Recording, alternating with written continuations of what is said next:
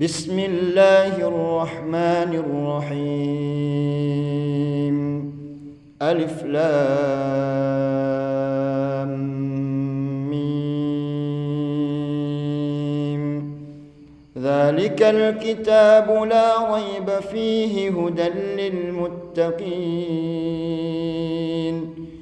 الذين يؤمنون بالغيب ويقيمون الصلاة ومما رزقناهم ينفقون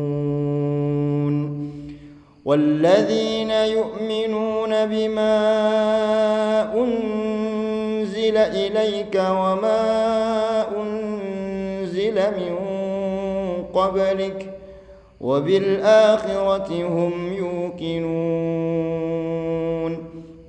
أولئك على هدى من ربهم وأولئك هم المفلحون. إن الذين كفروا سواء عليهم أأنذرتهم